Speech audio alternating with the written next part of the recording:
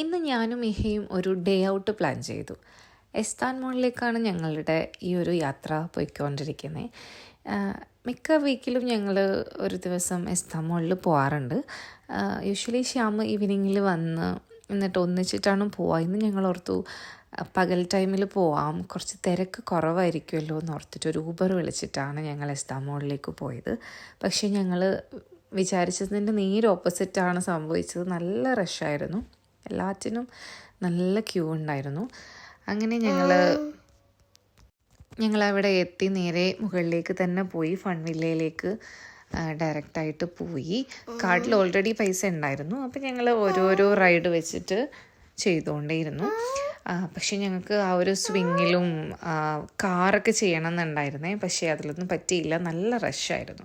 പക്ഷേ എന്നാലും കുറേ കാര്യങ്ങൾ ഇഹയ്ക്ക് ചെയ്യാൻ പറ്റി. അവൾ 1 by 1 ആയിട്ട് ഓരോന്ന് ചെയ്തു. പക്ഷേ ഇതിൽ തന്നെ കുറേ ഭാഗങ്ങൾ കുഞ്ഞു കുട്ടിക്ക്, ഈ കാറൊക്കെ കുഞ്ഞു കുട്ടിക്ക് ചെയ്യാൻ പറ്റിയതാണ്. ഒന്നും ചെയ്യാനില്ല, ചുമ്മാ അതിൽ ഇരിക്കാമെന്ന് മാത്രം.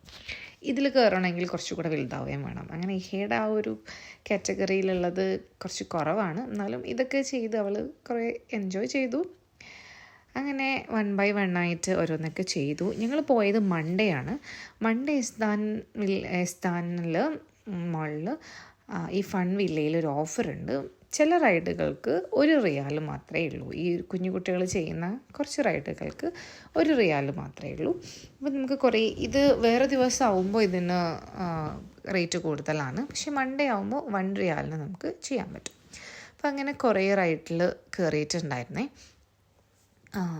പിന്നെ ഞങ്ങൾ ഒരു ബോട്ടിൽ കയറി. അതിനും ക്യൂ ഉണ്ടായിരുന്നു, നല്ല ക്യൂ ഉണ്ടായിരുന്നു. പക്ഷേ ഞങ്ങൾ കുറച്ച് വെയിറ്റ് ചെയ്ത് ആ ബോട്ടിൽ കയറിയിട്ടുണ്ടായിരുന്നു.